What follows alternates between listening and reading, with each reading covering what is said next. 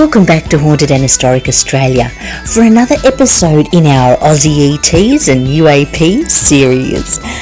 I'm toying with the idea of that name, but you know who we are and what series this is.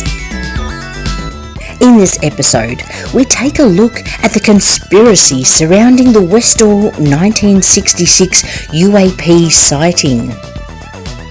Why were the children and teachers silenced? Where did the evidence go? And why does Australia accept this? If you are watching this, then you are surely intrigued by the countless stories out there about unidentified aerial phenomenon, or UFOs. We've had a few episodes now in this series, with many more to come. They all have one thing in common. Australia as a whole does not take it seriously. Most of us don't take much seriously here in Australia, and that's the good thing about us, I guess. We're not too serious. But this is a serious matter. Despite multiple witnesses, DNA proof, and polygraph tests passed, we are blinded or brainwashed into ignoring the reality of what is. Sure, it's a scary thought. Maybe many of us don't want to know the reality of things and are happy with this little bubble of normal life we surround ourselves in. But not many would bother with this episode, let alone this channel. So thank you for watching, you brave, bold people. It isn't just in Australia, but everywhere, it seems. And a lot of it comes from silencing witnesses and keeping the public in the dark about what's truly going on. An example of this is Roswell and our very own Westall in Victoria. Threatening or intimidation tactics on children to hush them up. Of course, not many people today know about Westall in 1966. It was a cover-up, investigations incomplete or fudged, and any evidence destroyed or handed over most likely to the US and whoever handles things over there or quietens things up. And it just disappeared. Only those who witnessed it or lived in the immediate area hold the memories of it. We mentioned before, the documentation about these incidents are top secret. But let's get to the story and then discuss the lack of it available. It was April 6, 1966 in Melbourne, Victoria, a place near Clayton South called Westall. It was just before the Easter holidays and before the recess bell. Students in Form 1 and Form 3 of the high school were playing a sport on the oval. They noticed an object flying low and quietly above them. If you could imagine the hysteria that would follow, you could not believe that this all had a lid put on it and fast. The sports field was a flurry of kids, some excited, some terrified. Some with teachers running back to the school, others on the field intrigued and watching. There was one craft that was visible at first, and some say they saw two more. The main craft that everybody saw straight away went behind some trees, some pine trees that were next to the field, and it disappeared behind them. Well, some of these kids went charging after it to see it more close up, afraid of nothing, these kids. There was one young girl who chased after the UFO and must have got pretty close to it, but fainted. Her name was Tanya. So we all got through this fence and ran towards where it had appeared to land. Tanya and I and this other girl, we were over the fence. Tanya was in the lead and we ran towards where it was coming down. Tanya. I lost sight of Tanya. She was in front of me. Before I got there, the disc came back up again, so I stopped chasing it. I believe she did see it on the ground, so I was given to believe, yes. I went back to school and Tanya went back to school and basically had gone all to pieces. There was definitely an ambulance on the oval, and I was told that she'd been taken away in the ambulance, and that was the last time I ever saw her. She was just gone, and she never came back to school. Another child jumped a fence when others stayed back, and he got up really close to these aircraft. There were 2 of them, and he walked around them, as did a few other curious kids, studying them, wondering what the hell it was. The kids were hanging on the fence there. There's quite a few kids there. It's a high fence, and I got up to the top there, and all you could see is 2 discs, one there and one a bit further away, probably 3 metres apart. I could hear somebody in the background saying, "Stay away, don't jump the fence," and so I said, "Oh, bugger, I'm going over the fence." The craft probably would have been about there, and there was another one set back a bit on an angle, probably just about there. There's a few kids walking around there, and I was the only one on this side. I got up to it to want to touch it, and it was, well, you could feel heat about 1 metre away coming from. It was pretty warm or hot, and within a minute or so, it just, both of them just lifted up at the same time, about this height. I seen what, that was breathtaking watching that, and then it just gradually lifted up, and then went off towards the pines. I did a rough sketch of it. That's underneath. There's no seams, no joins, it's just smooth metal. Come out of a mould or something like that, or one smooth piece of metal. It was just incredible. It's just something like you see in the movies. A child ran into the science classroom where Mr. Andrew Greenwood was teaching his class. The child screamed out that there was a UFO outside and that everyone should come and look. While they attempted to get up, the teacher, Mr. Greenwood, said to everyone, "Sit down, the bell hasn't gone." Within a matter of moments, the bell went, and everybody, including Mr. Andrew Greenwood, went out to try and find this UFO. Everyone was amazed at what they'd seen. The UFO was still up in the air at this point before it went behind the trees. And it was visible to all. Over 200 students and staff witnessed it. Amazing. How could 200 people see something so extraordinary and then it just be forgotten? Could 200 people have imagined the same thing, and some of them seeing 3 of them? I don't think so. One teacher grabbed her camera and started taking photos of what she saw, amazed. She had proof now of what was going on. Barbara was the chemistry teacher at the time. She just grabbed a camera and started clicking. Another strange thing that occurred whilst the UFOs were in the air. A lot of the kids and even the teachers state that there were 5 Cessnas in the air at the time, following the UFOs or circling them. The show was spectacular before all 3 of them disappeared up into the air. It was all over, but not entirely. All the kids were ushered back to the school, and the principal arrived on site. He hadn't been there all morning and missed the whole show.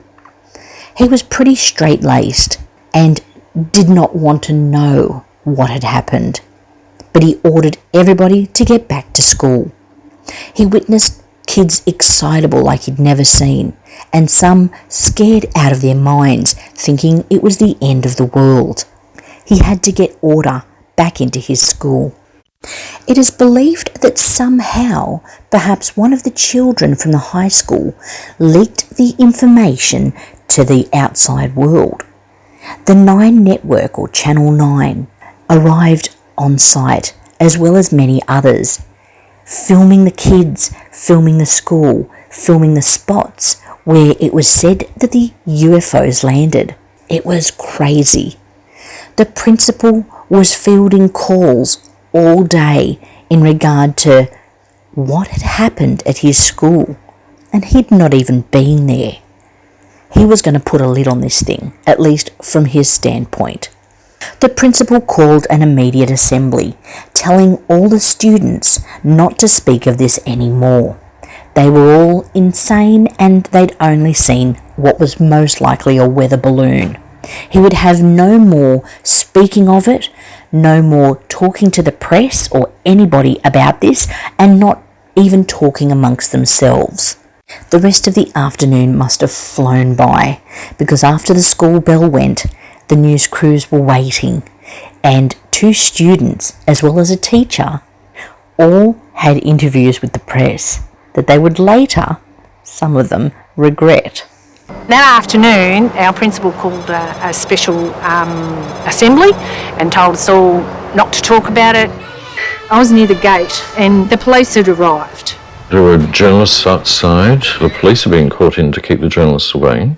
And I'd actually been giving an interview to Channel 9 and the policeman actually walked up to them and said, stop filming and you go back into the school ground.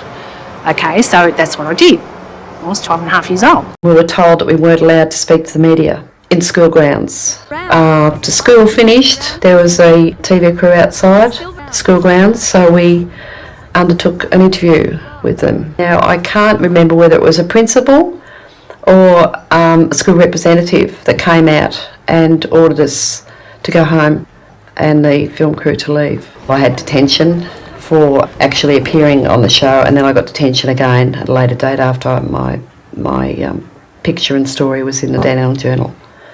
So I didn't go unpunished, but it was worth it. As well as Mr. Greenwood, he had something to say too. Was approached at his home, where officials came in and intimidated him. 2 weeks later, a knock on the door, and when I answered it, there were 2 people there, one in plain clothes and then the other one senior Air Force. And they told me that I was wrong, that I hadn't seen anything. And when I tried to explain to them that they weren't there, I was, and I knew what I saw. And well, I think the first suggestion was that you'd be ill-advised to go on saying that because clearly you were drunk on duty and that will have to be reported to the education department and of course you'll lose your job. I was threatened.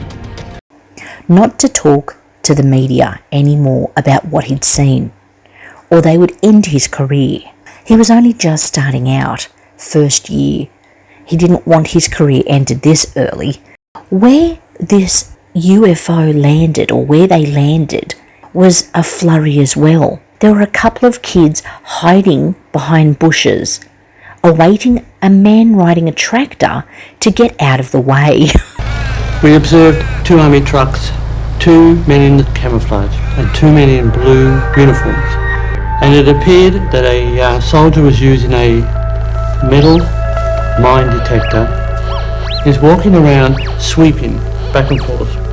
The next time I see them, they turned and they started kicking violently at the ground. The 2 officers decide then, time to come back. They come back to the truck and they were gone, and then we could enter the paddock. Before they went over to have a look at what was left behind. Now they noticed that the grass was flattened out and in circular tufts. This was insane. But not long after they were there, RAAF officials, or someone important, came along and torched the entire area, burnt the lot of it. Another boy has a similar encounter. Then when we came to the area where we'd gone through the paddock, yes, there was the Air Force of the Army, a whole group of them there, stopping us from going through into the paddock. Don't come near this in this area, and we just headed off back home. And about a week later, I decided to go back again to have another look into the area where the circles were previously. The whole area had been burnt, destroying all evidence. You asked me whether an R&D establishment would destroy evidence. Yes, of course they would. So many witnesses that day saw many things.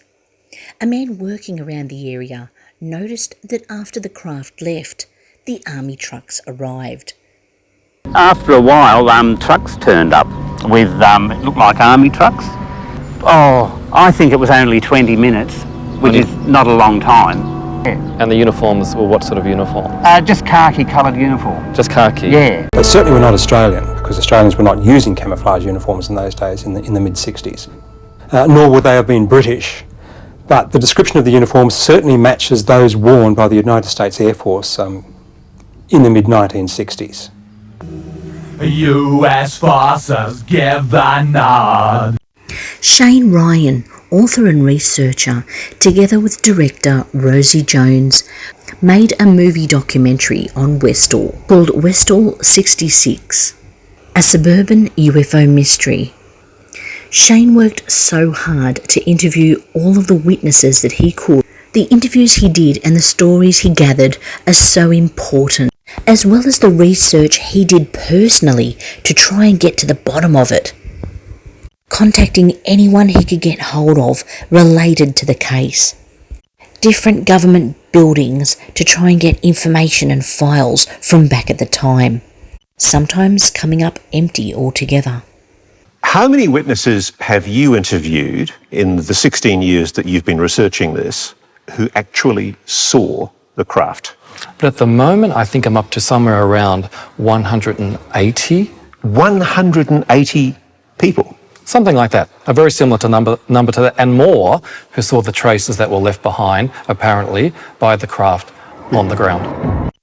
We'll never know who was aboard those UFOs. What we do know is that they were there in Westall and they were sighted by so many. Was it UFOs or was it humans with experimental technology? Australians have a right to know what's going on around them. Do not silence them. Explain what technology you are using or testing. We have a right to know what's going on in our backyards and over our schools where our kids are. If you're going to test on experimental craft, do it somewhere in the middle of the country where there's nobody, where US has bases or somewhere. And it sounds like the US were heavily involved in this, turning up 20 minutes after the sighting and then clearing out all the evidence. Instead, you're going to have things fly over a school, which so many kids and teachers are going to see, and then you're going to reprimand them when they talk about it and intimidate them into silence? Not in Australia. You can't do that. When I was actually in the confrontation situation with the men, felt very angry. When I came out, I think I burst into tears. Even Graham Simmons, the school captain, witnessed Barbara Robbins, the chemistry teacher, having her camera confiscated. I was walking back from the West End. There was confrontation between Mr. Sambleby, Barbara Robbins, and a man I'd never seen before. I thought it was a police uniform, but it was just dark blue. It was demanded that she hand over not the film, but the entire camera. What an outrage. They wouldn't stand for mobsters intimidating witnesses. So why intimidate innocent school kids and their teachers? It's disgusting, and yet we allow it to happen. As Andrew Greenwood said to Shane Ryan on his podcast, to the men who invaded his home intimidating him, if there is no such thing as flying saucers, what does it matter to you if I say I've seen something just like one? So they're scared of what they're saying. And if there was no such thing as flying saucers, why would they be? The field where the children saw the circled, flattened grass was torched within hours of the sighting. Unlike the Kelly Cahill story, there was no ability to take samples later on. This was a cover-up. They removed all evidence. This doesn't just happen in Australia, but it happens everywhere. In America, in New Zealand, and Zimbabwe.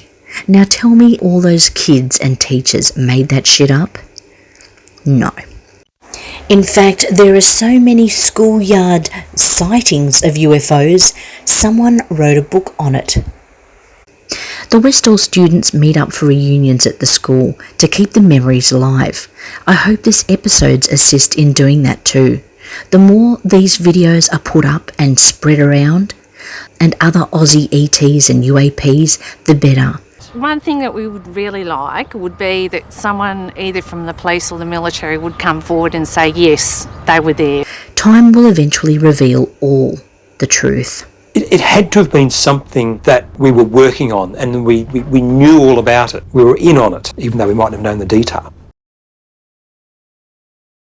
Down to the headmaster's office, and there were two men in the headmaster's office, very well-dressed gentlemen in suits. They weren't introduced to me in person, and I don't know where they came from. From my references now as an adult, I would say they were Asia. They were certainly Australian government, and I think it was part of their job to keep everything quiet and to not let the facts come out. They knew more than what they were saying. It was their job to squash what was being seen. It was a bunch of kids that saw this, so we would be able to squash this down. This was a time before the Manson murders and Woodstock, before men stepped on the moon officially. Tanya was made silent. She wasn't murdered, but it was a long time before she could talk about what happened. Tanya's parents were probably so scared about the intimidation that they left the school and they took Tanya with them, not to be seen by her friends again until this interview. I saw a shiny two-storey disc. It certainly wasn't anything that we'd ever seen. And there were two gentlemen waiting there, and I was with them probably for about 15 minutes being questioned. Definitely American. Americans? Yeah. They didn't want me to speak of the incident to absolutely anybody. One of them actually told me that it was a very special weather balloon. I knew better. I know what I saw, and it was definitely not a balloon. Shane found that around the time of Westall, there were other sightings where a UFO was caught on camera. I discovered that 4 days before Westall, a witness took a photo from his backyard in Melbourne that matched descriptions of the object above Westall.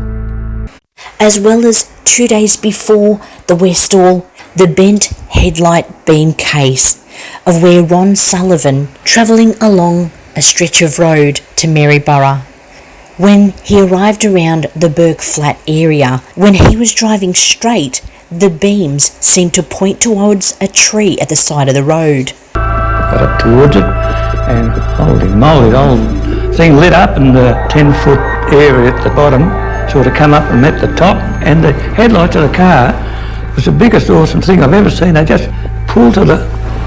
Why is this so magnetised? He believed he saw a UFO. He kept it to himself until he found out that a man had crashed into the same tree that his headlights shone on 2 days earlier. So much happening, it can't be a coincidence.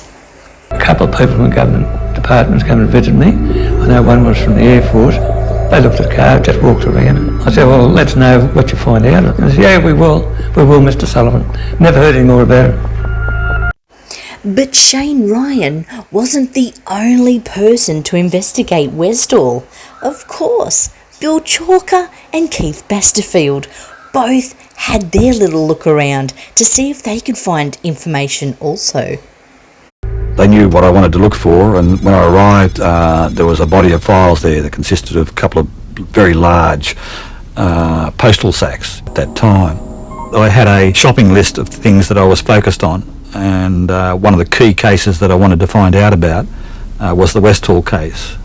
And surprising, with the rest of the shopping list I was fairly successful, but the Westall case, given that there seemed to be literally at least hundreds of people involved with it that had media attention at the time, there appeared to be evidence that there was a military investigation at the time, there was no Westall file. The disclosure team was between about 6 and 9 people over the years. As you can imagine, a 4 or 5 year project, as it turned out, needed quite a lot of effort.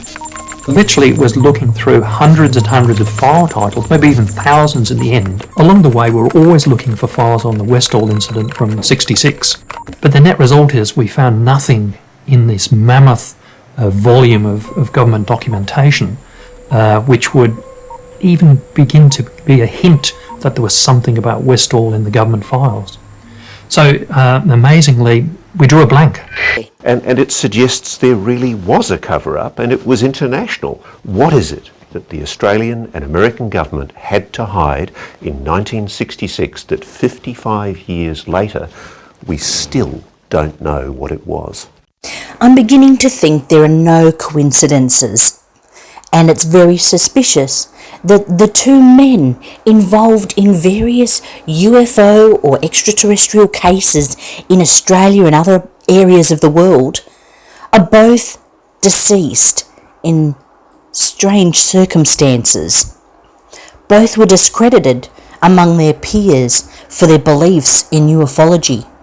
Professor John Mack, killed in London by a drunk driver after having dinner with friends, and Dr. James MacDonald, who did so much research and spoke out, committed suicide after being discredited. It seems very strange that he would take his life. Someone who spoke out and felt so strongly about what he believed in takes his own life? It just doesn't seem right, does it? So many others who were just as passionate in this field have wound up dead after disclosure of some type. It makes you wonder.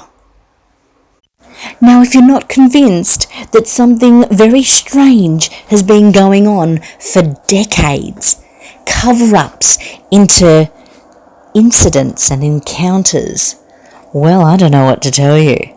But if you're like me and you know something's going on here, stay tuned because we have many, many more stories. Today, the area where the UFOs or U.A.Ps landed is now a children's playground, and one of the items the kids can play on is a U.A.P or UFO. How interesting. They are definitely keeping the spirit and the memories alive at Westall. And who knows, we may get down there one day, check it out for ourselves.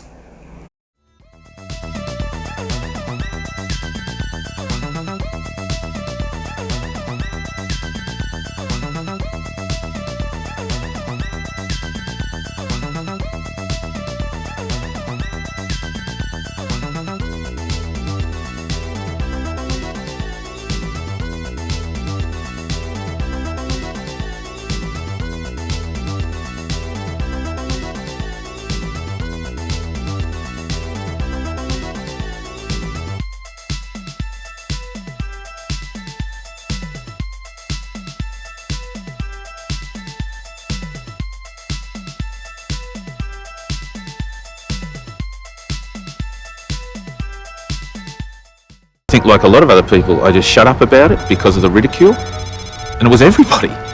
You know, you were a kid, you were making it up. So you just be quiet, and in your mind you just think, I know what I saw, and no one's ever going to shake me from that. I know what I saw.